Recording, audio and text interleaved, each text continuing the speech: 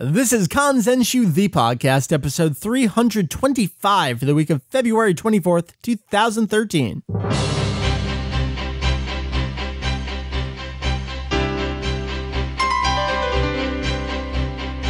What up, hey, welcome to, he's burping, you didn't hear that because I'm editing, Kanzenshuu, the podcast. That was amazing timing, and an extension of the all-encompassing Dragon Ball fan site. Kanzenshuu. I haven't decided if I'm going to leave that in or not. I even leaned back away from the mic. We cover anything and everything Dragon Ball in hopes of enlightening and a little bit of entertaining. At least the two of us are entertained. My name is Mike, VegettoEX. Joining me for this here episode 325, we got Mr. Hujio. Heath, what up, dude? Oh, you know, just having a chillax day, and I love it. It was so awesome. I think you had one too. I did. It's just one of those days where everything just, I don't want to say it came together. It kind of didn't come together, but in a good way where nothing was happening. At all. It's awesome. I think this is the first time I've been on a computer all day. Oh, jeez. Which is awesome. But I guess I can't really say that. I have a, smartphone, which is technically a computer. So. Chop, chop. Get back to work on the site. Damn it. Somebody was watching it while I was gone, right? Yeah, one of the four, but we all just think like someone else is doing something right now, right? Mm-hmm. Like there's got to be a news update in the wings somewhere. Someone's doing this. That's what we have texting for. Right. Like, hey, what are you doing? All right. So, dude, you and I, we are gathered here. It's Dragon Ball time. It is really Battle of Gods, Battle of Gods, Battle of Gods, Battle of Gods, Battle of Gods time. I don't have a problem with that right now. No, I really don't either. I mean, we are about a month out from the theatrical debut of Dragon Ball Z Kami to Kami, or Dragon Ball Z God and God, or Dragon Ball Z Battle of Gods, hitting Japanese theaters March 30th. We are going to do one of those kind of combo episodes where, yeah, we're covering the news, but a lot of the news is relating to the movie, and we have a lot of things to say about the news as it relates to the movie and what our expectations are. So that's the direction we're going in this episode, with 1 month out from the movie, knowing what we know at this point. What have we learned, and what are those expectations that we have for the movie? How are we feeling? Where is the hype train level? Are we scaling things back at all? So that's what you have to look forward this episode. But we also have a crap ton of questions from you folks. We put out the call on Facebook and Twitter. Hey guys, hey gals, what do you got? Questions about the movie, because there's so much information out there, and there's so much bad information out there about Battle of Gods. You know that we are the best place to cover this. So we said, what questions do you have? What do you want clarified? Is there something you're not sure about? Mostly what we got is opinion-based stuff, which is great, because then we can say anything and it's correct. So I'm very excited for that. That's the plan for the episode. Heath, do you agree with this plan? I wholeheartedly agree with this plan. All right, I'm glad, because you don't really have a choice in the matter. I don't at all. I'm at gunpoint right now, and help, please. Someone, please. All right, so I say we just get into it. Let's do some news. All right. First little tidbit here, not really Battle of Gods related, but maybe there's a little bit in the game, which we're kind of cover. Dragon Ball Heroes Ultimate Mission did get reviewed in the latest issue of Famitsu in Japan. Now, what do these scores really mean in the LOLs games journalism and then plus Japan LOLs times 20 games journalism world kind of thing? But for what it's worth, Famitsu, the 4 editors, gave Ultimate Mission scores of 8, 9, 8, and 8. That is a total of 33 out of 40 potential points for the game. That's like, what, a B- in school? Something? Yeah, it's maybe somewhere around. Yeah, I'd say B to B-ish. Yeah. Sure. What was your take after seeing the score? What do you think? Knowing that you haven't actually played the game. Knowing that I haven't played the game and probably never will until Jake comes over and says, right, here, have my 3DS. Right. Then I'm hopeful.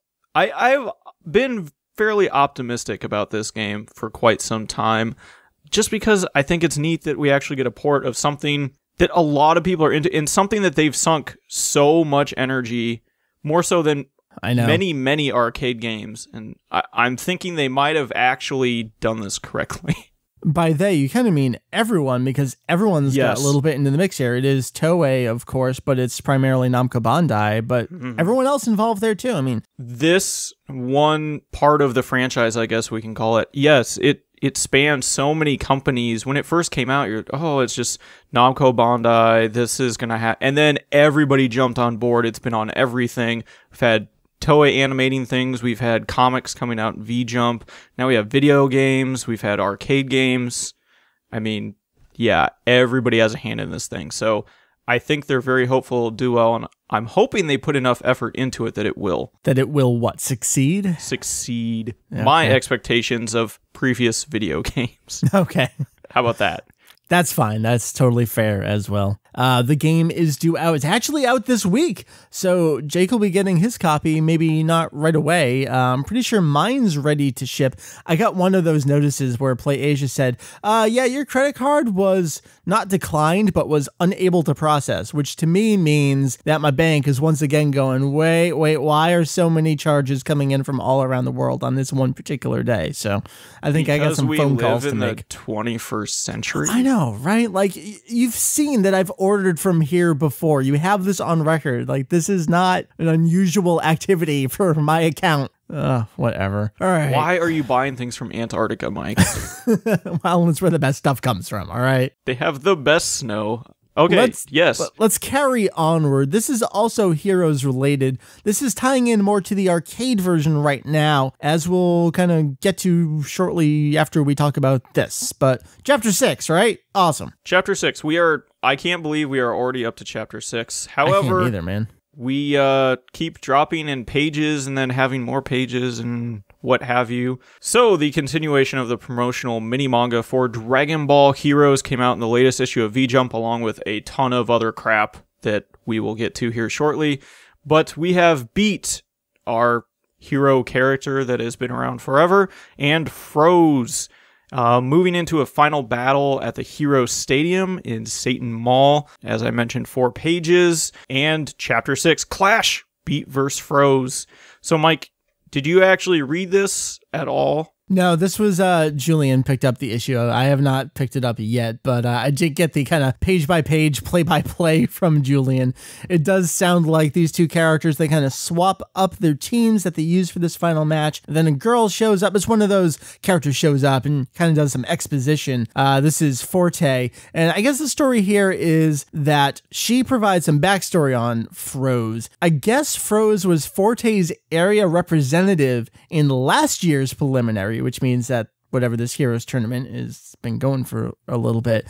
And she was really surprised by his overwhelming strength. And she thought she didn't stand a chance, but for some reason he didn't go to the Nationals. And at this point in this year's fight, he draws this Z in the sky, and his avatar says it's the card action ability Z. And the chapter ends right there. So we're like, oh, what's going on? What is this new technique, this new card, this new thing that he's using?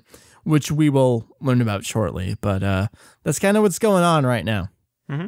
I'm loving the name puns. Oh, they're all great. I mean, just the fact that they have to keep coming up with things that fit into the continuity of each specific race. Yeah. I mean, it's just when somebody has to sit down and come up with these things, I'd really love to be in the room. I know. Okay, I know. What Walls were you could thinking talk. with this one? What do you think about the drop down to 4 pages? Because it started when it was back in the, I think, November and December 2012 issues at about 2 pages. 2 pages. And then it jumped up to like 7 pages, 8 pages, 9 pages. Now we're back down to 4 this issue. Do you think that was because this month and especially next month's V-Jump issues are just going to be so big that this got kind of scaled back in favor of the other stuff? Or is it just that's all Toyotaro needed? I think it's a combination of all of that. I think there's so much Dragon Ball in V-Jump these days, more so than there really ever has been in a long time, because they're covering not only this, Heroes, and Battle at Gods is taking up pages upon pages, and then Kanzenshuu stuff and full color comics and all that. So I think that may be part of it. And I will note that some people have said when it went up to 7 pages, you could see a noticeable difference in the quality of his art. Yeah, I recognize that. Sure. I think that may have been part of it. He may have just gone to them and said, I'm not really comfortable with doing 7 pages. I can't do 9 pages a month for this stuff, and it's got to be done ahead of the month. So yeah, it's probably a combination of all that. It really also could just be a chapter by chapter basis of they give him a set story that they want told, and they just say use an even number of pages or something to tell this. We definitely see that going on here, as we're going to talk about shortly, with we need you to draw this ability into the story. So it's clearly not free story control. It's you have to do this, you have to do this, and you have to include these, because this is what we're promoting this month. I think that's kind of where they're heading. Yep. And time will tell if this ever gets released outside of anything else, but we've seen other promotional manga, I think that's still in V-Jump with Ginyu Tokusentai that's never seen the light of day unless you actually buy the magazine. Right. So. But there's other stuff in there. Is there an ongoing Yu-Gi-Oh manga in V-Jump? I'm not up on any of that. I don't know if that stuff ever gets a Tankobon release. I don't either. I would assume it does. I don't know. We'll have to check up on that. All right, why don't you keep us going here? This this football. I know, the whole time I'm writing it, I'm like, football. It's football. What's up with this? Just silly Americans. So it was announced via the official Battle of Gods website, amongst some other websites as well, that a new collaboration with Albirex Niigata, a Japanese J-League Division I football team, and they would have this, I don't even know how to describe it. It's just, awesomeness in a sports venue with Battle of Gods and Goku and whatnot.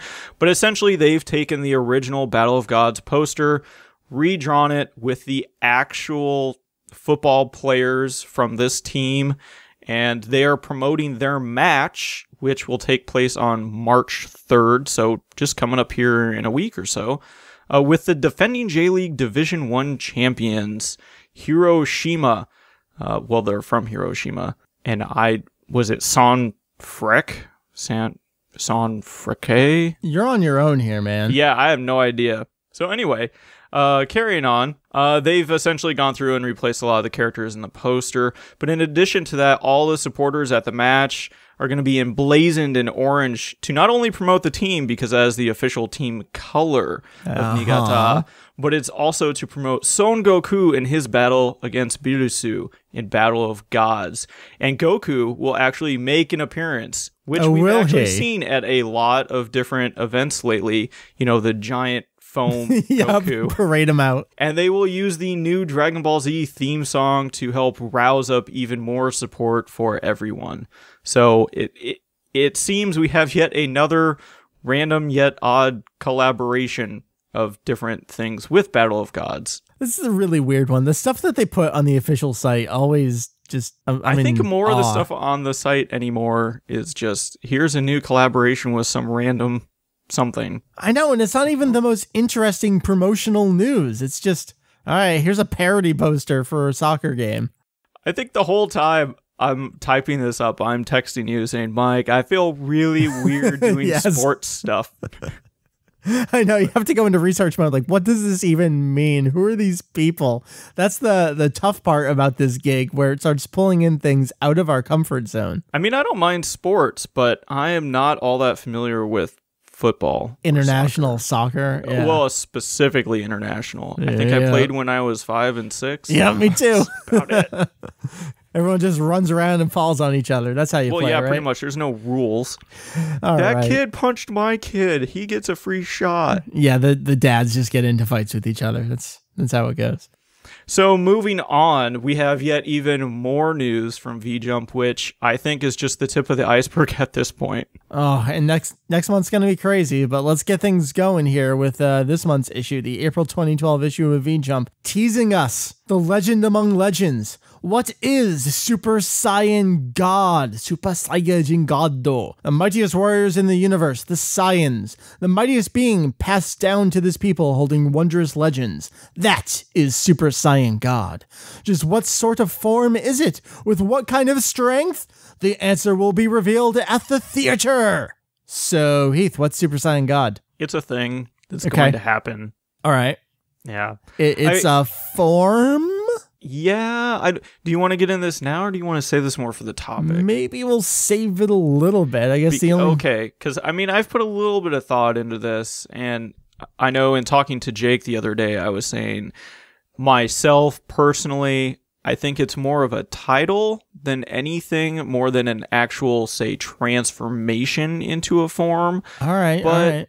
You never. Okay, hold on to that. We'll attack that momentarily. Okay. I guess the only other thing to pull out of here, something we kind of already knew from other things that had leaked out before, from the open press event with Shoko Nakagawa and Kaori. Is it Kaoru or Kaori Matsumoto? I don't know. I'd have to look. Well, we'll just say Nakagawa and Matsumoto, where we kind of pieced together dialogue from the movie. But V-Jump spells out here, the Oracle Fish's revelation holds the key. 39 years ago, the Oracle Fish foretold the appearance of the Super Saiyan God to Birusu, God of Destruction. This revelation hastened the God of Destruction's awakening and is the genesis of this tale. So the information we already knew was the 39 years ago made this kind of prediction here, and the new thing here is that specifically the Oracle Fish is talking about Super Saiyan God.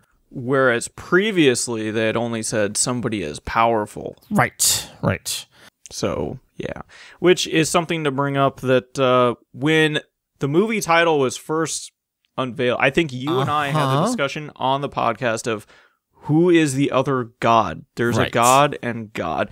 And we kind of got away from that, I think, in the past couple months because there hasn't been much discussion about it. And they were really saving this thing. Well, we were harping on the Makaioshin side of things, which we have still heard nothing about. Not to say that the Makaio and the Makaioshin are gods, but they're kind of the opposite side of God, so we thought that could kind of fit in there. Well, and it fit in perfectly when the first original full-length trailer came out with the tree, the and god everything. of creation and the god of destruction. Right away in your head, you're thinking, well, we already know these gods that create things and oversee universes and planets. So Birusu must, of course, be a Makaioshin of some sort. Well, apparently that is not quite the case, but you never know what's going to happen because apparently there's plenty in this movie that we don't know about yet. Yeah, they're still holding a lot back. So this kind of perfectly takes us into the next bit, which is that another trailer was teased on Fuji TV. We got a sneak peek at even more stuff here. Not a whole lot of stuff to pull out of here other than visuals. The only dialogue we got was Birusu saying, "I'll have the pleasure of destroying Earth," to which Goku responds, "Destruction ain't something to take pleasure in." So there's that. It's kind of generic dialogue we would expect. But then the things people are really honing in on here, Piccolo doing karaoke and Gohan dressed up as Great Saiyaman doing a pelvic thrust. I love it. It's so nice to see some of these pulled back in. Fun times. That's something I want to get back to in our topic, is the idea of fun. Was there anything else in the trailer that you want to mention? The only thing that really stands out to me, besides these other fun things that I was really hoping we'd see, was Ozaru. Yes, the great ape.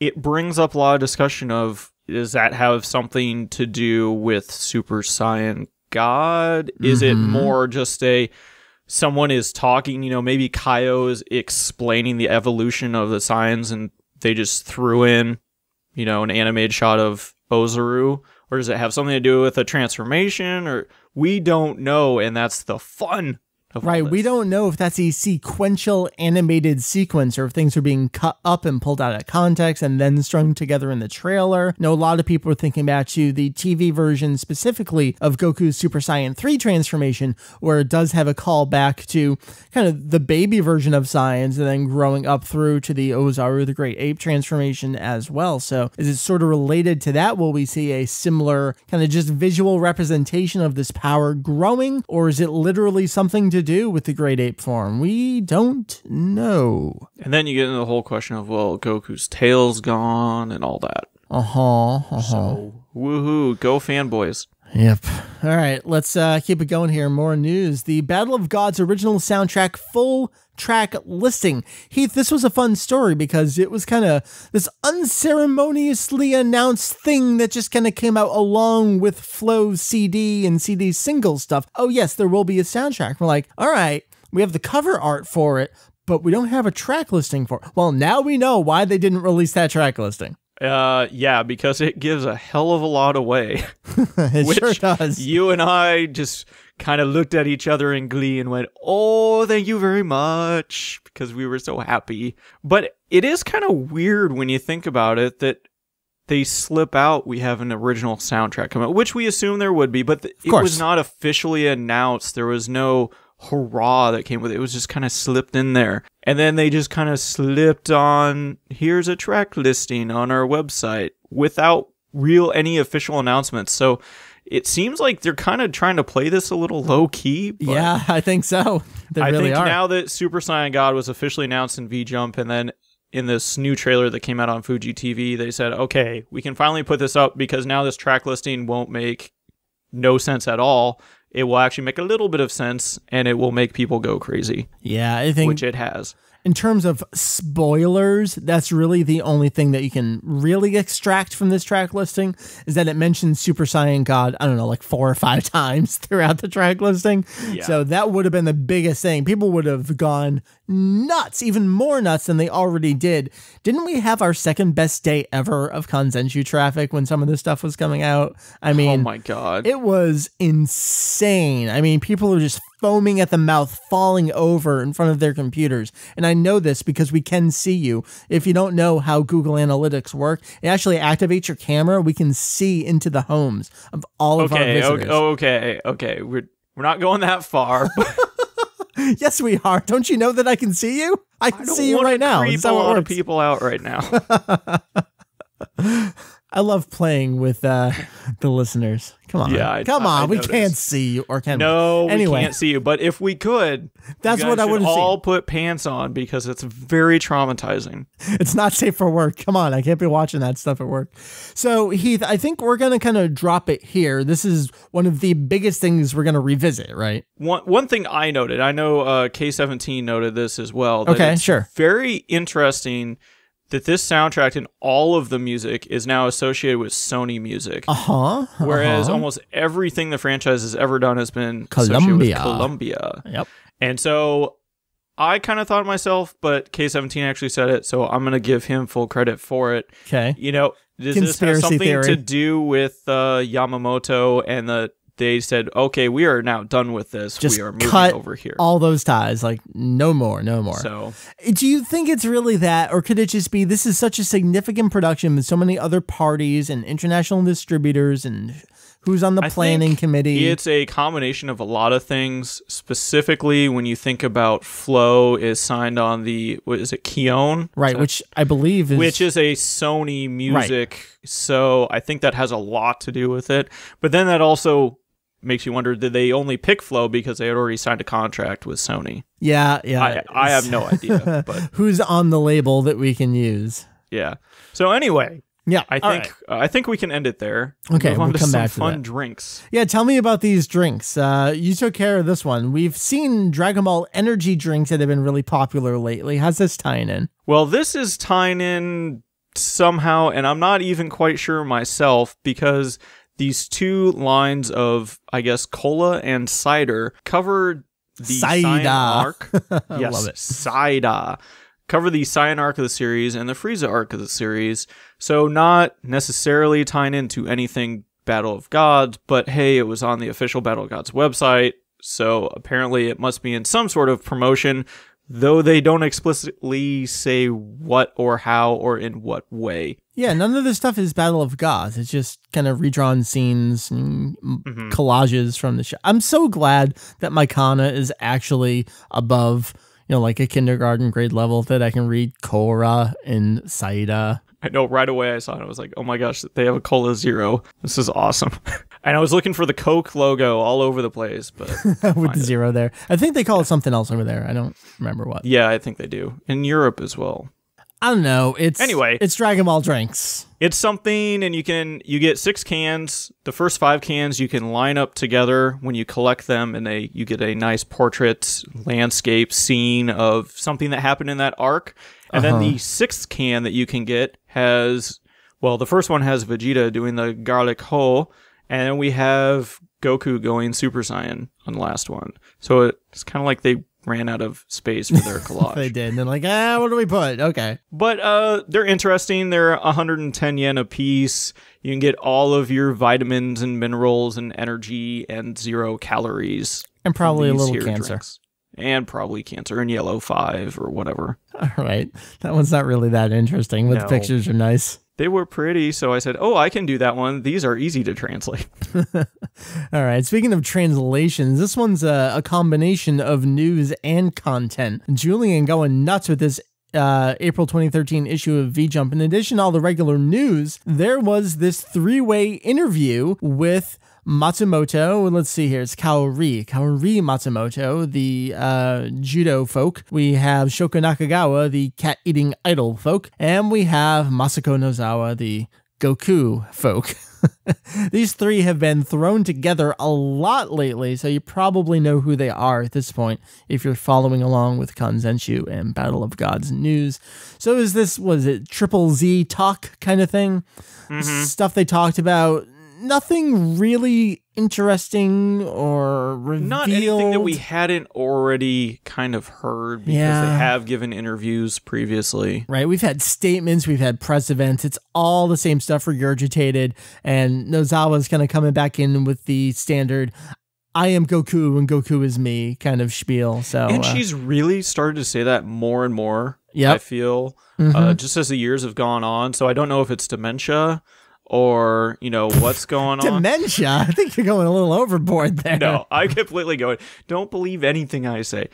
No, it's neat that she really embodies his character as much as she does, and it really saddens me to say I will totally miss her someday. She's the character. That's all there is to it. But so in addition to that, tying in, this wasn't in V-Jump, but we threw it all together because it's kind of like random translation stuff. Akira Toriyama, who you of course know as the original author of the manga called Dragon Ball, he had a new quote in one of these freebie pamphlet things that you can grab at theaters. We saw the one, I don't know, like a couple months back that the text from that got reused in the Battle of Gods website, but Toriyama has a new quote here. What the hell? Let's read it. Heath, you get to be Toriyama. Ooh. The honor has been bestowed. Do I get millions of dollars now? You sure do. Oh, thank you, Mike. I appreciate it. Yeah, checks in the mail. Apparently, it's been 17 years since the last animated Dragon Ball movie. I gotta stop you right there. I love how he starts. Apparently, as in like, I don't fucking know. I have no idea. Okay, please continue. For all the animation up to now, I've basically just left everything up to the staff. Yeah, we know. So this is my first try at being involved, starting from the story's creation. The key words this time, God of Destruction, Birusu, and Super Saiyan God were suggestions from the scriptwriter, but they were good ideas for presenting a crisis for the main characters who had grown so strong that they'd reached a point where there was nothing higher. After first deciding on Birusu's character design and background, I tried thinking up an original story, imagining it as though the manga's serialization had continued. What's more, the God of Destruction Birusu, who I drew the design for myself, something I don't usually do, is a terrifying opponent so overwhelmingly strong that he surpasses the dimension of the previous enemies. But it's my trademark to not let things get too dark. At the very least, I'm satisfied that it's been finished up as a very entertaining piece of work. By the way, the battle scenes in the second half are particularly overwhelming. I was moved because the presentation exceeded my expectations. Just as you'd expect, Japan's animation is superb. Everyone on the staff, you really did a great job. Well, please enjoy the first Dragon Ball in a long time. Interesting that he's not letting things get too dark. Again, we will come back to that shortly in our topic I think that's one of the most telling things in there that he says. Mm-hmm. And we were kind of discussing, I think, behind the scenes, maybe it was more me and Julian, but we were trying to figure out where did, the statement come from? And our hunch is that when he was in Tokyo to first preview the movie, somebody interviewed him afterwards. And that's probably where this comes from. Oh, right. Because it's just in that freebie pamphlet giveaway. So, yeah, like who actually said it? And it sounds like he had just seen the movie where he talks about the scene. Had to be recent. So let's revisit that shortly. I guess keep us going here. Another collaboration campaign. But this one slightly more interesting than the other. All right. The 109 men's clothing store in Tokyo, Japan announced a new special collaboration campaign with the upcoming movie Battle of Gods. Unlike a lot of the others, they will be giving away tickets to a special Tenkaichi preview of the entire film, which they'll be holding at Differ Ariake Indoor Sporting Arena in Tokyo on March 16th. Now, to get tickets, you have to either go in the store or you can go online. I've seen websites out there say you can only do it online, but you can go into a store, you can do it online, and you can promote them on Twitter, Facebook, what have you. And if you spend up to $110 or 10,500 yen, your name will be entered into a drawing, which I believe, on March 3rd or sometime in the beginning of March, they will randomly draw winners. They will be giving away 100 tickets or 50 sets of tickets to this special preview, so you can actually see the movie 14 days, 2 weeks before it actually hits theaters. I can't believe it. I mean, we keep talking about how the movie is a month out, but really, there's some preview screenings. We could potentially know stuff even sooner. I know, which is kind of nice. I kind of don't want that because I want Julian to go on the 30th and come back and we'll talk about it anyway. We'll hide ourselves. Yeah. We'll just totally do internet blackout for a couple of weeks. Because we can totally do that and still report news. Absolutely. But at the event, we also have special guests Masako Nozawa, Son Goku. This poor old lady, she's getting paraded everywhere. She's everywhere.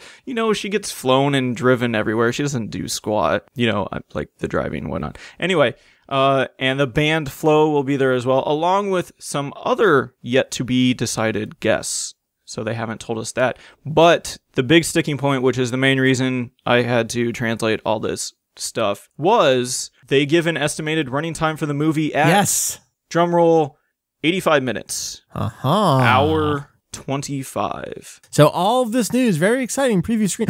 We have an approximate runtime, something we have been waiting for. And I know a lot of people have been pointing us, guys, IMDb has a runtime for the movie. Don't stop. Close the tab. No. This is the first real concrete information we have about a runtime for the movie. Well, I'm going to trust somebody that has access to, hey, we need to know how long this event will run because we need to book this arena. Right, exactly. I mean, yeah, they're probably going to know. So that's all that just to get a runtime. Cool. Yeah, but I guess we should note, I did kind of throw it in at the end, but we know that a lot of people have mentioned, oh, this is great because all the other movies were so short, and I was afraid this one was going to be short. Very different.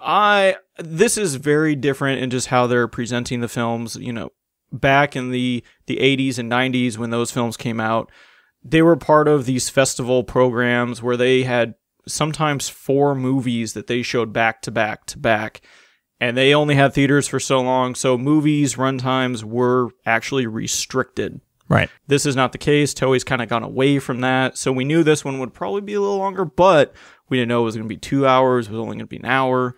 Well, now it's nice that we have a solid pretty much hour and a half. Yeah, those shorter things, they save that for Jump Festa when they do things like Episode of Bardock, and I know Bleach has had a couple Jump Festa specials, that kind of stuff. Naruto, One Piece has as well. So that's where the shorter stuff is. But the movies are all the full-scale productions these days, so yep. All right, we got a couple last things here. Let me give you some quick video game updates. Nintendo, if you follow Nintendo, you're probably aware of these Nintendo Direct videos. Usually 24 hours before it happens, they take to Twitter and they say, hey guys, we got video tomorrow. Tune in. We got stuff for you. This one in particular was all about third-party games on the Nintendo 3DS, and Ultimate Mission did get a little highlight. Nothing truly interesting there, but tying in with its upcoming release, VJump had a bunch of stuff. There's a QR code in the magazine that will unlock 6 cards. There's Bardock, Son Goku, Son Gohan, the boyhood version of Son Gohan. And those are all, I think, Super Saiyan forms of the characters, except for Gohan there, probably because boyhood is not, or is he? Yeah, he is. No, because he's not child. He's not, yeah. Yeah, they're super Yeah, that's a Saiyans. thing. That's a thing. Mike's talking. Yeah, I'm reading without looking at the pictures. The next ones are Goku, Vegeta, and Gotenks. Those are all Super Saiyan 3 forms, and you can fuse Goku and Vegeta into Super Saiyan 3 Gogeta, which we learned about back in... Forever ago. That was... Let's see, I'm clicking. Stuff is loading slow. That was back in June that we learned about Super Saiyan 3 Gogeta coming to Heroes. So, the interesting thing here is that all of these cards, the physical versions of the cards, were exclusive to V-Jump over the last year or so. So it's kind of playing with that more. Now the digital versions for the 3DS game are exclusive to V-Jump with this QR code. So that's kind of a neat little giveaway there. But then there's a whole bunch of extra stuff tying in with Galaxy Mission 7, which kicks off March 17th. So that's even less than a month out at this point. There's going to be some present cards that'll be given out at stores. That kicks off with a Kira card, which is one of the shiny foil type cards. Vegeta, he's got his final flash and his card action ability of changing into a Super Saiyan. Then there will be a Gotenks card and a Goku card that you can get. But when it comes to Galaxy Mission 7, we knew this was going to be a big one because this was going to tie into Battle of Gods. So this one's got a whole brand new mission with Birusu, which I guess you progress along a map and it will recreate places Goku has been along his adventures on the way to the God of Destruction. All right, that's as generic as you can possibly describe it. But here's something, and we're going to come back to this as well, by fulfilling a certain requirement, quote, if you show Birusu hospitality, end quote, you can unlock a secret stage in that mission. And then there's also some versus mode stuff with the Porunga Dragon Balls, and you can do all sorts of stuff there. And then also introduced is the God card action ability Z, which is the thing that Froze did in this month's chapter of Victory Mission in the same issue of V-Jump. So there's going to be 8 cards with that ability, and each of them have their own extra effects like energy recovery. So, Heath, anything you want to pull out of here before we save it for later? So really, I'm saying just kind of give me a comment and we'll move on. Comment, I am excited for Heroes. Isn't that crazy? Yes, that is crazy. I never really thought I'd say that, but... I certainly didn't over 2 years ago. And then Zenkai Battle Royale, just a couple little extra things. They gave a preview of Birusu as well, which we already saw from the official website. The same exact 2 screenshots, although it does have some text. It says, his power is one that brings about destruction. Okay, God of Destruction, I would expect that. Giant balls of light appear from Birusu's hands. Their power and their effects are a mystery, but it's not hard to imagine that it will have incredible force. And this is my favorite part. You can't wait for its appearance. Gonna buy 'em all. Dragon Ball. Gotta find them all. All right, so in addition to that, there's an Ultimate Battle Royale that is going on right now. The only interesting stuff, all right, Videl, she's Great Saiyan Man Mark II, so hooray. Woohoo. Cool. Next month is going to be a poster with Galaxy Mission 7 and new movie stuff. All right, Heath, we have one last bit of news. This is one of those news/content things. It's Battle of Gods related, and it's going to perfectly segue us into the topic. The full color comics, 3 volumes have been released in Japan. There's a Q&A session in each of them, and the last question in each of them is specifically with Akira Toriyama. 2 of them, totally boring. 1 of them, totally awesome. Give me the totally awesome. Heath, why is Kaio's planet so small? Kaio's planet is so small because Birusu is an ass and he blew it up. Does that answer your question? But there's even greater context here. Like, that's funny enough as it is, but the real story is great. What if he would have just left it like that? Anyway, Toriyama said the fact is the God of Destruction destroyed it. Plain and simple. Kaio's planet used to be so big that its diameter was about 100 times of its current planet. Apart from the size, it was completely the same as it is now, with nothing but grassy fields and roads. Kaio-sama enjoyed his hobby driving, but then one day Birusu, the God of Destruction, stopped by, and they played a video game. It was a car racing game.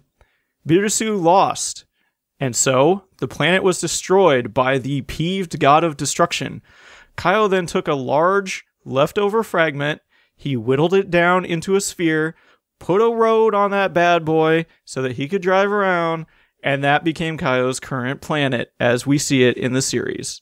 I effing love this story. It's so awesome. I'm really glad we kind of held off on it a little. This embodies Toriyama to me so much. I just love the fact that he's said in previous interviews, when he comes up with these, he literally just comes up, gets it to fit in. And even Takao Koyama said, I don't know how you do it, how you make things fit in so well when you just make it up. On the fly, the seat of your pants. But have this charm to it at the same time that only Toriyama has. Mm-hmm. It fits perfectly. Others have tried, but they have all failed. All right, Heath, like I said, this perfectly takes us into our topic. Let's recap. What have we recently learned about the movie? What are we feeling about it? What are our expectations? Oh my God, this movie's a month out.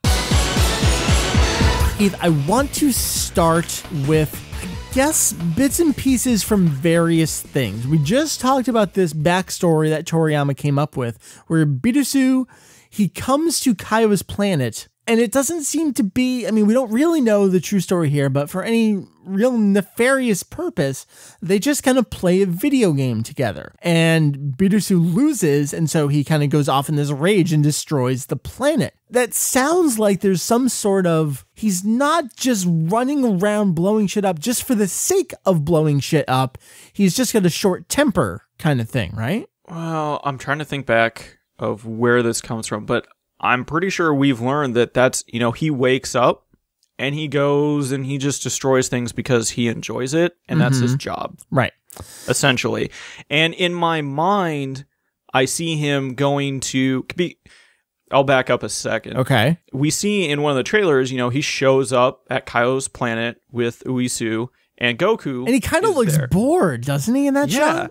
And so, Goku's like, hey, I'm going to fight you. Let's go. You seem strong. And Kaio flips out, of course. Right. Yeah. So in my head, I can see Birusu showing up on his planet, however long ago this happened, to just say, hey, I'm awake. I'm in your quadrant. I'm going to go. I'm going to stop by. You got anything going on Saturday? Yeah, because I'm going to go destroy all those plants over there. But hey, what's up? And, Kyle's like, hey, I love racing. Let's play a game. And, oh, God, it's just so awesome. Why did I invite you over? Right.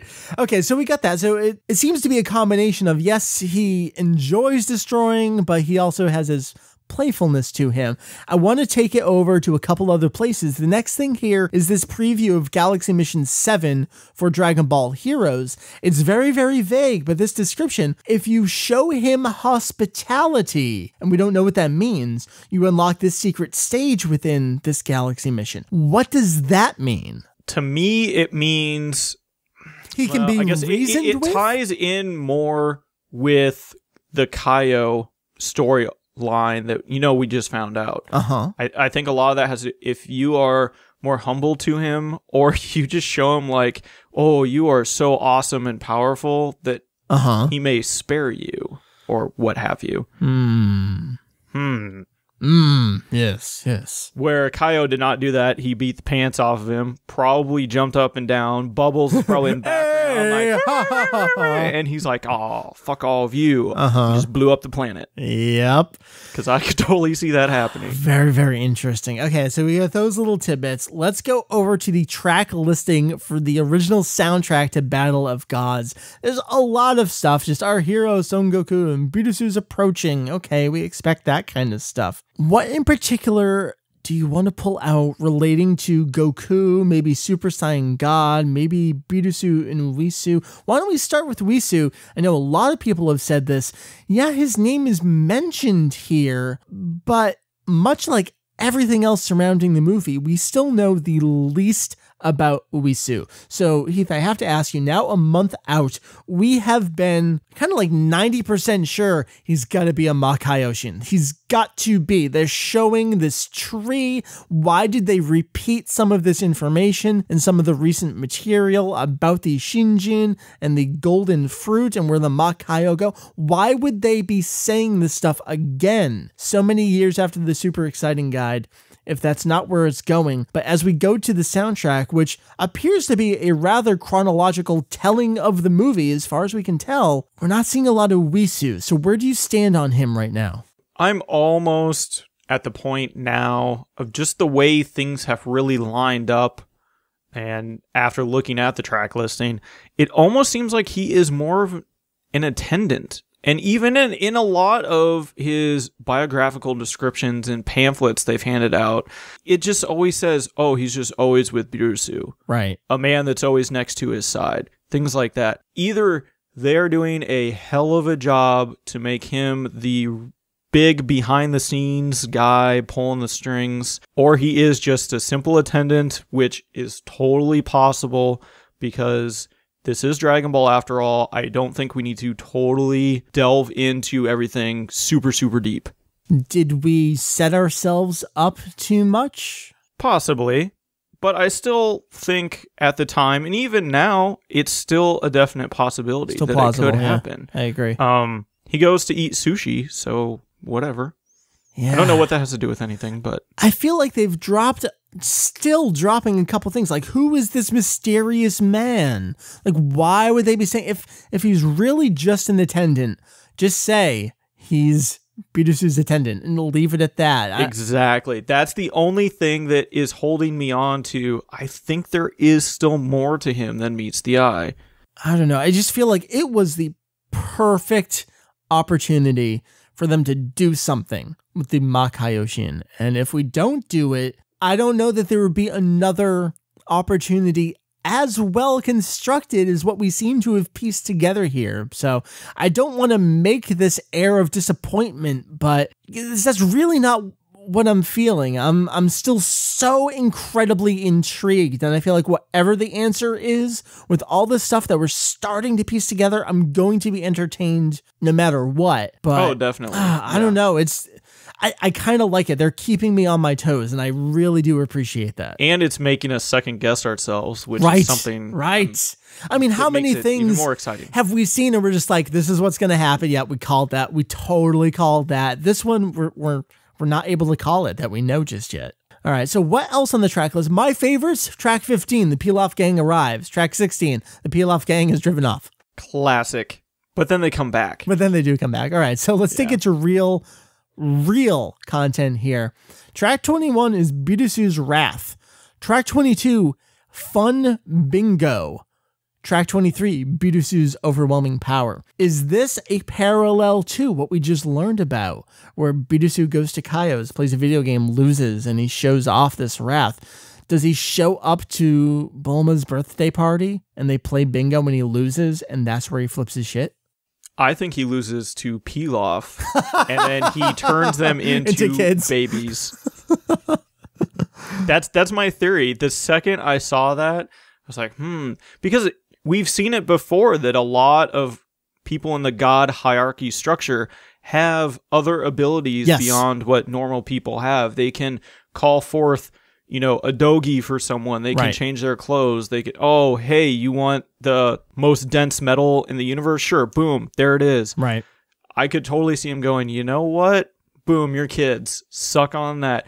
And on top of it, is it kind of a nod toward GT in a way? I know. We've talked about that. Is that just a fun little ironic twist? Remember when Pilaf turned Goku into a child? Here's Pilaf. Wink, wink, which nod, nod, say no more. Technically in the chronological event would come before. Happened yet. Right.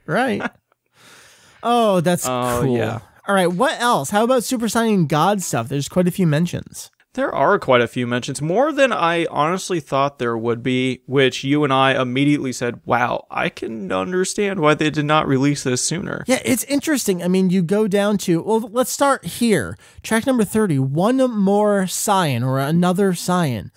What does this mean?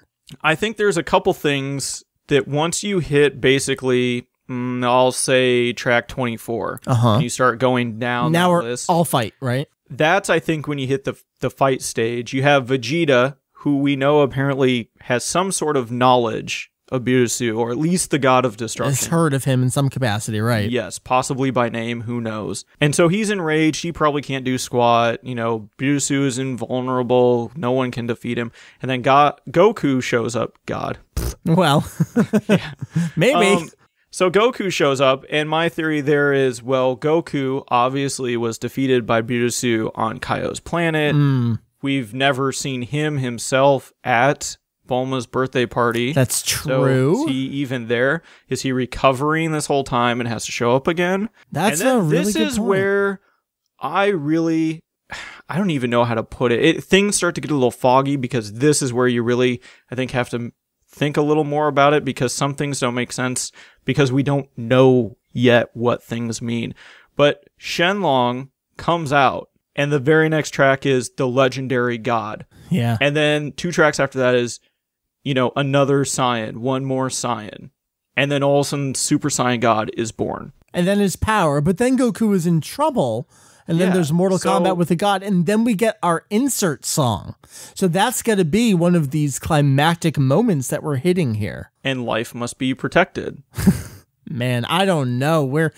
I'm salivating here. Just all I have is song titles, and I can't even make up a good enough story to fit with how awesome this must be. Heath, tell me how awesome this awesome is going to be. This is going to be freaking awesome. And then you get to the point where this is kind of where I scratch my head, until I think we got our tidbit of information from the Q&A about, appeasing Birusu before he gets peeved, and from V-Jump, of course. But a budding friendship, or I think the Japanese term that was used, it means like a developing sort of friendship, a budding friendship. And in this case, does Goku in some way, bow down to Birusu? Does he do something in a way that turns the tide of, you know what, you're an okay guy, I like you, we're not really enemies, sort of thing? Which I have heard from some people, if it ends like that, they're going to be pissed. And I would love it, because I love it when people get angry about stuff. Well, yeah, that's what but I don't know. As long as he lives, the eternal universe, certain death. Is this where Wisu comes out and is like, I'm actually the villain here?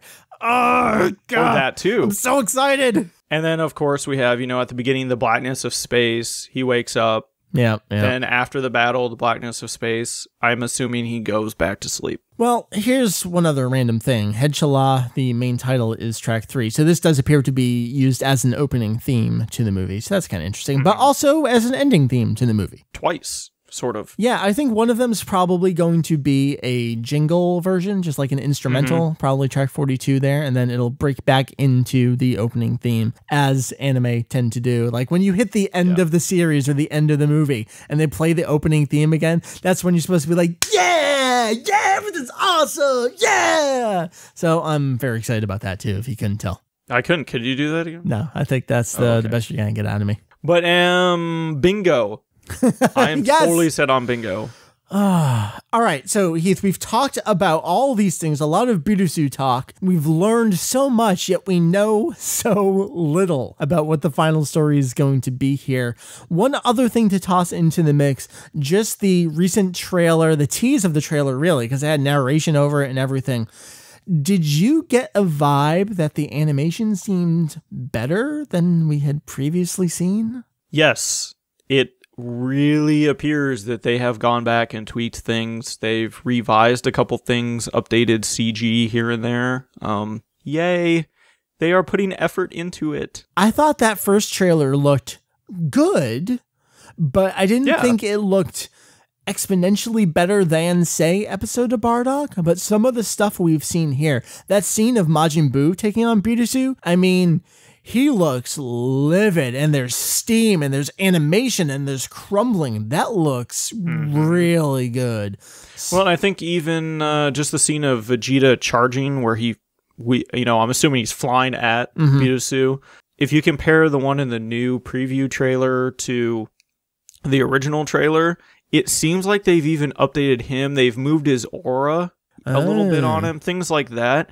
So it is kind of like they've been tweaking a couple things here and there. And I'm sure that happens. And I think we kind of know for a fact that things have been in the works and changed around. And which is nice, because at least for anyone that enjoys the production side of things, previous movies and things like that, mostly because the internet didn't exist at the time, we were never privy to some of these things. And it's nice to kind of follow the ride as things have happened, and we get to document it all, and it'll all be there for all eternity for people to see. So excited. All right. Is there anything else you want to do here in terms of expectations and new knowledge? I'm just, every day I feel like I'm just getting more and more excited, and I'm going to go crazy when the movie comes out and nobody over here can watch it, and we're all going to go crazy, and we're going to call Julian 24/7 and be like, wait, Julian, I remembered something. I had another question. Tell me again, Julian. Tell me how awesome it was. He's going to hate us by the end of He this. certainly I know he's going to hate us more, Tomoko, because she's going to need to see her husband every once in a while.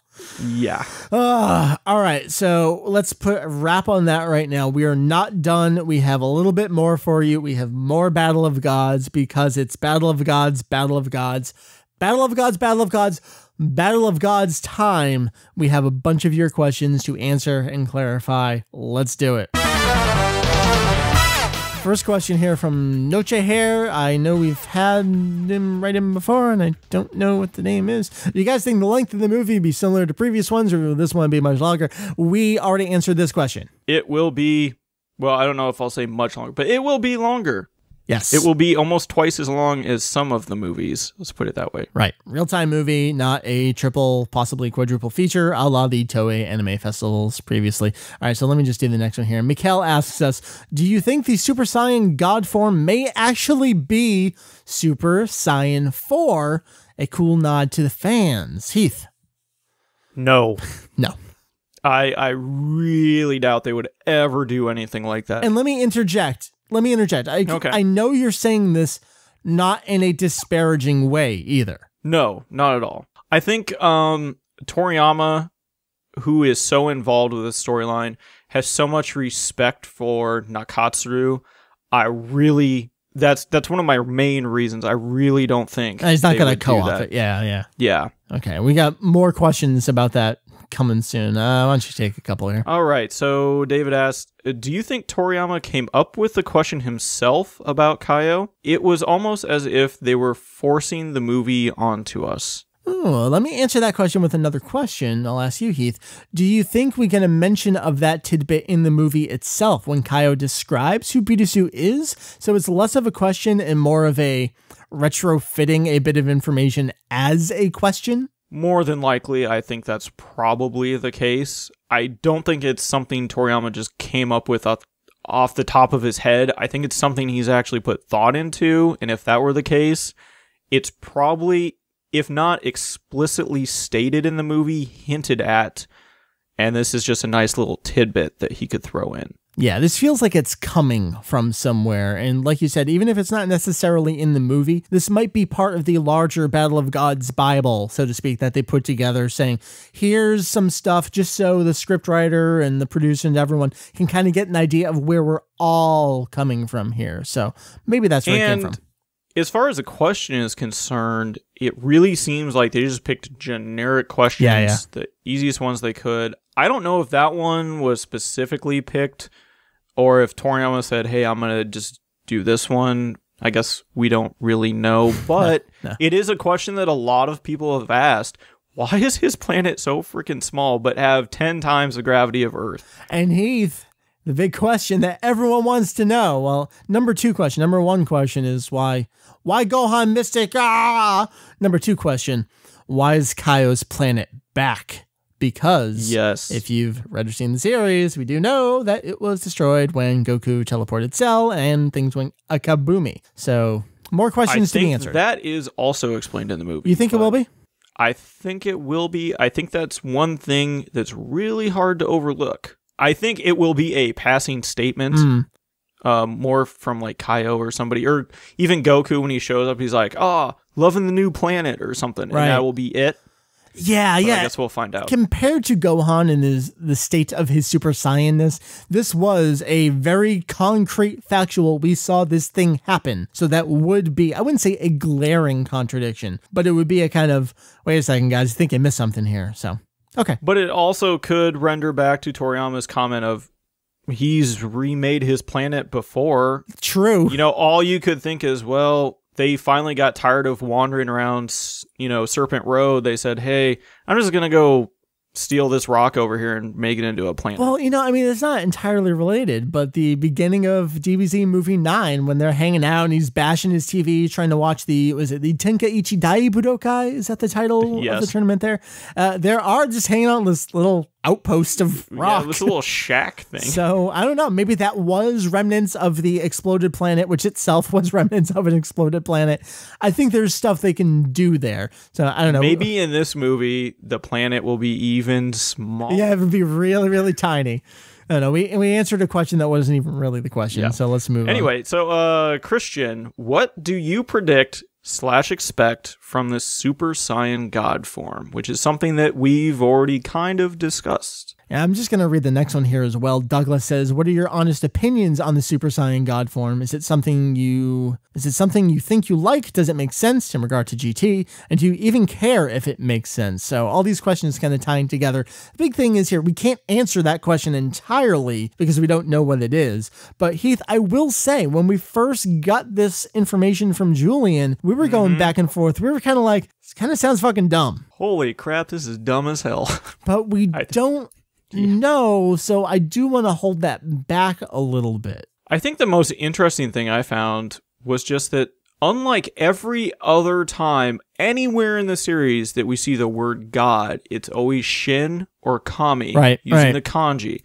This is the only time it's ever done in katakana. God-do. Right. So it's got to mean something. But again, I kind of hark back to, I think it's more of a title than an explicit transformation like Super Saiyan 3 was. But again, we have no freaking clue. So we are completely guessing. And if we sound stupid, then whatever. I don't care. That's cool. All right, we'll move on. Alex wants to know, what can we guess about Vegeta's involvement in this? Will he buddy up with Goku for some 2v1 action? Will he go Super Saiyan 2? Or more unlikely, Super Saiyan 3? I'm going to start with that one right there. Vegeta Super Saiyan 3, that I think is a promotional game only kind of thing. I don't think we're going to see that carry over into this kind of material, right? I don't as well. Okay. I don't think anybody else will obtain Super Saiyan 3 besides Gotenks and Goku. Right. So what do you think about Vegeta's involvement? Will it be a little bit of the early movie 12 style where he jumps in and tries to attack, or the early movie 6 thing where he does the exact same thing where he jumps in and he's like, I don't sit down, Kakarot. I'm going to take care of this. Punch, fly across the planet, and Goku has to come in. I think that's exactly what's going to happen. Is he going to get anything more than that? Is that selling Vegeta too short? It's either going to be that, or it's going to be more a la Dragon Ball Z movie 8, where he's just so, oh my god, Broly is going to destroy us all. There's nothing we can do. Because we don't know what he's heard. Piccolo, pick me up and carry me. We don't know what he's heard about Birusu. Right. We assume it has something to do with Frieza, and if he was scared of Frieza, but he does have Super Saiyan 2, I think at some point, yes, we see he does try to fight to some degree. We see him charge forward, so. I don't know that he necessarily fights with Goku. I think by the time Goku shows up, everyone is pretty much defeated. Yeah, I agree. In my opinion. I agree. But all right, so I guess stay tuned. Garrett wants to know, seeing as this is probably got a decent budget, what do you guys expect of the animation? Should we expect it to be in the same tier as the OVAs from recent years, or a step up? Definitely going to be a step up. Big theatrical. Step up. Yeah. Episode of Bardock had the one really good scene where he was kind of tossing Shield around, but that was kind of it. You have to just remember that these OVAs were just little one-offs that they did for conventions and little festivals. They were never meant to, break the box office and make them tons and tons of moolah, so to speak. Yeah. This, if you're gonna want people to pay money, you gotta put money into it.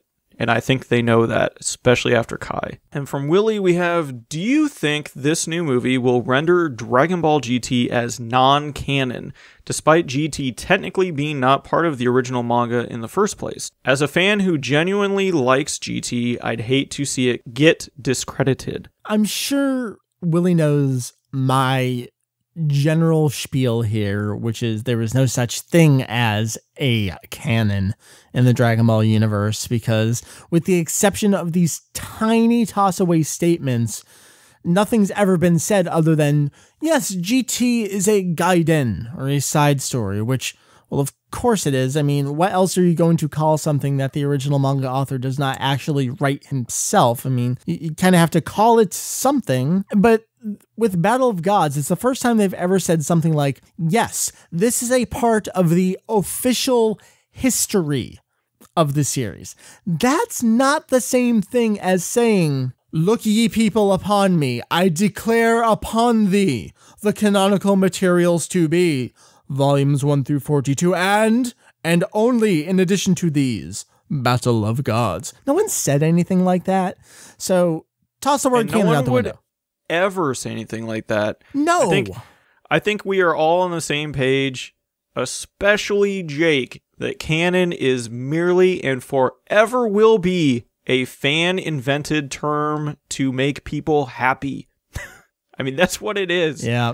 Whether you like it or not. If they were going to say anything like that, that almost discredits other work they've done. And they're not coming to it from an artistic perspective, trying to make things fit in. They're trying to sell you stuff. So if they say, oh no, nothing from Dragon Ball Heroes is canon, that will make people say, oh, well, I don't want it then. Fuck Dragon Ball Heroes. I'm not going to buy any Super Saiyan 3 stuff. They're not going to go that route.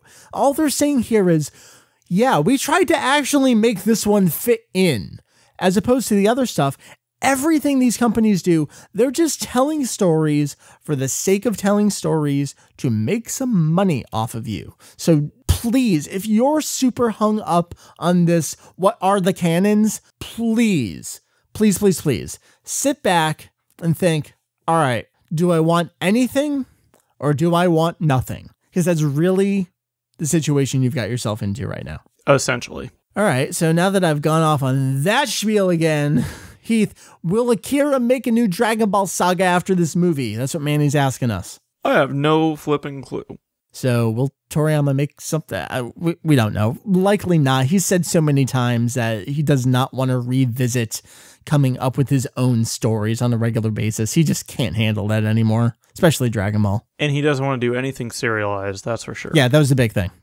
All right, so Lino wants to know, is the new DBZ game will have this movie in it? I don't know what the question is.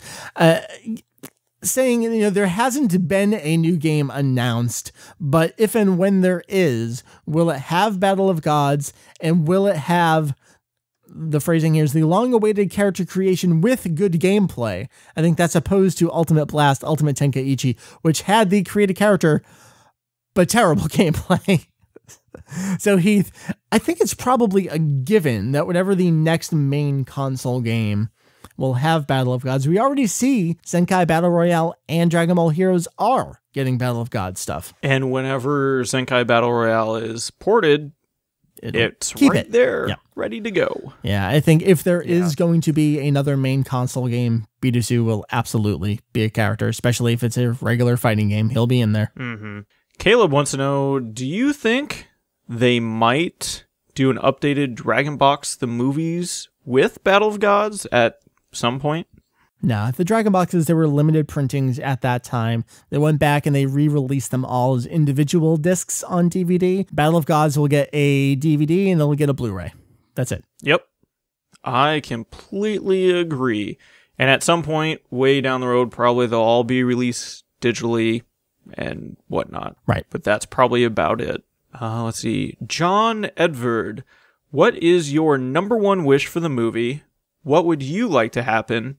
And who would you like to appear? At this point, with everything we know, it's heading in a great direction. I just want Uesu to be a Makaioshin to feel vindicated. So it's all about you, as always. Is there anything else? No, usually not. I don't understand. No. It's always about me.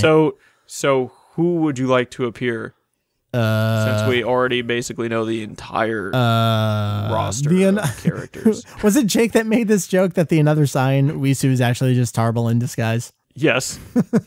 And then Julian said, no, it's Broly. And then the internet exploded. Those are my wishes. How about you? My number one wish, besides being the easy cop-out of, I just want something enjoyable that I will love. I want great animation with a great, I will say, backstory, because I'm pretty sure we are getting a fairly good backstory already. Yeah. And really, that's kind of what I want. Because I think with a rich backstory, that alone will entertain me enough, and that's about it. And I'm glad that Pilaf is appearing. That makes me very happy. I agree. The tossbacks, they're great. We're at a point where this movie is definitely being aimed at the existing fans as opposed to Kai, which was an attempt to get newer fans. I think that means that they can go beyond the surface level of insert new villain who has strength, who beats Goku, who gets more strength and beats villain. I think we're due for something a little more than that. I think the audience can handle it. I think we're all ready for it. And that's kind of what I'm hoping for. Squee! Squee indeed. All right. As Mary would say. We have a couple last ones. We are getting ready to finish up. Tyler wants to know, do you think the Earthling characters will get any limelight? I think briefly. Yeah, we've seen them fight. We haven't seen them be defeated. So I guess for the next month, you can cloud yourself in the fact that maybe they are victorious. But at the end of the day, I will tell you that they are not. Okay. Yeah.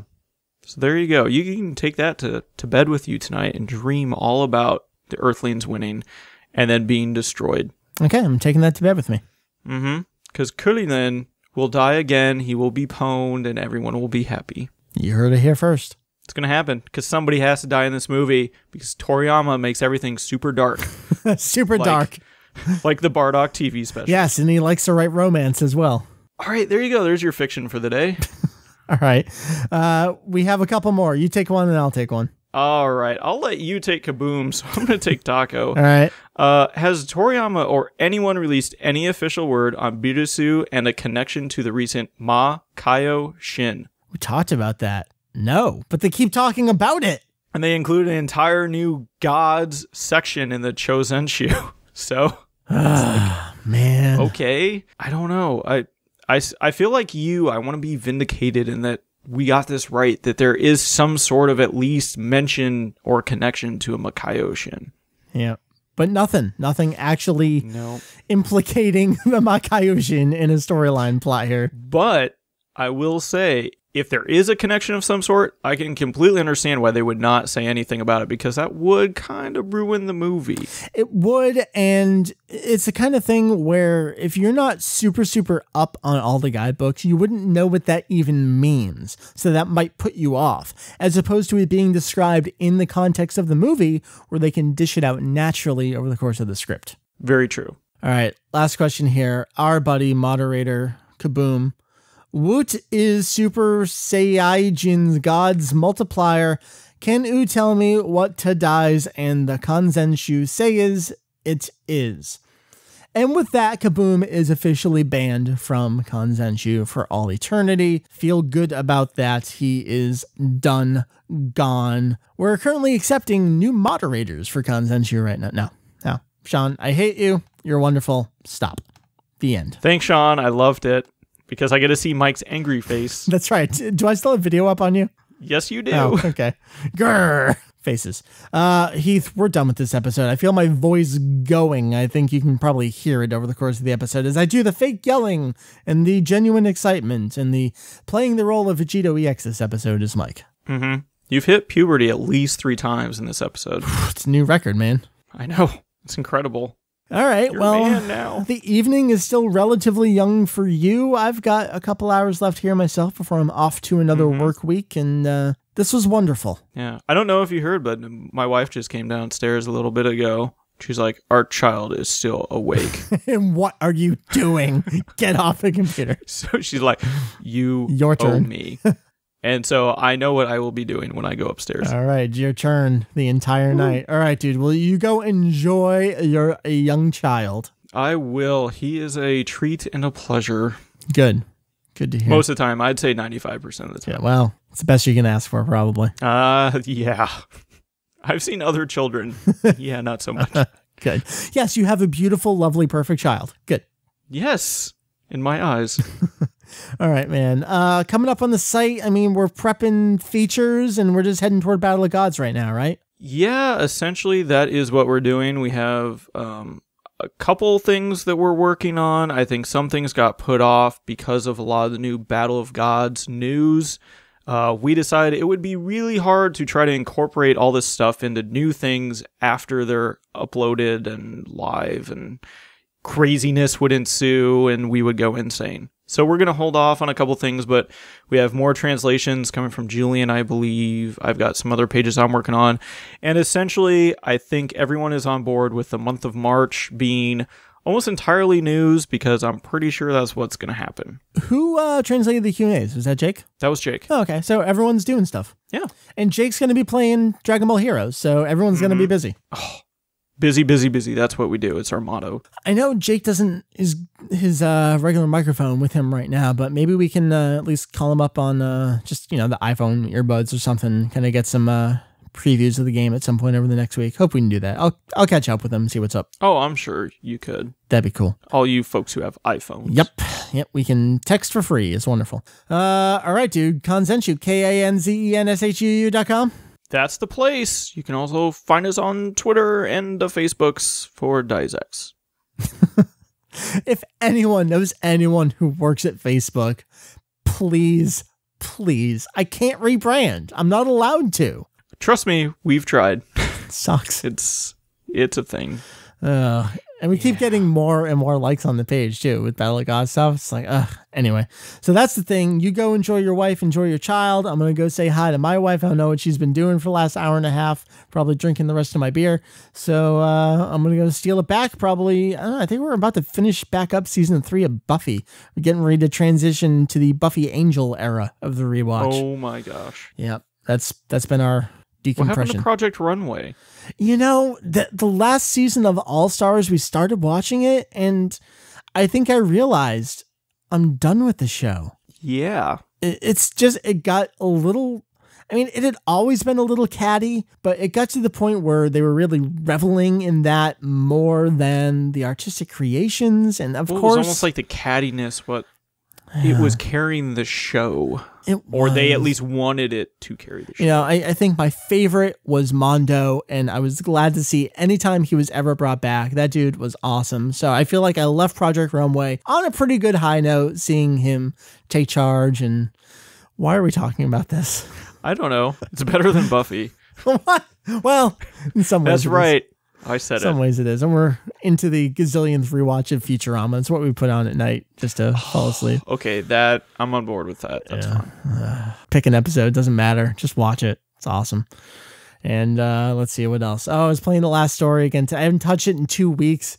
Trying to beat chapter 37. Finally, it wasn't even that angry, throw the controller down, because that you could understand. But when I silently get up and turn off the video game console and turn off the TV and turn off the receiver and I step away, that's when I'm actually angry and not just like fake video game angry. And that's what happened today. And everyone on Twitter knows about it. That's how I vent. I'm like, I have to tell the internet that I'm angry. And that makes it better. So then I went back to Fire Emblem. It does. Twitter is a very good release. It is. Unless you're somebody high profile, then not so much. Right. All right, we're done here. Kanzenshuu.com. Are we? Yep. Okay. We'll see you next week. Yeah, go find us on the internet. We have this webpage thing. It's cool. It has stuff on it. It's got lots of stuff. All right, Heath, you have a wonderful evening. You too, my good sir. All right, listeners, have a wonderful week. We will check back in with you. We have so much cool stuff coming your way. And please be sure to thank Julian, no matter how it is that you see him around, whether it's on the forum, whether it's on Twitter. Send him your thanks and appreciation. He has been doing such a bang-up job. He's had a couple nights where he doesn't sleep. And not that we're forcing him to do stuff. He gets himself so revved up that he just keeps going. And eventually he just says, bye. And he just takes off. Yep. So he will all of a sudden just disappear off a chat. Like, oh, okay. It's like 2 a.m. Japan time. I hope you went to bed. All right, we're done. I'm stopping talking. I'm hitting stop. This was episode 325, 326 next week. See ya. Bye-bye.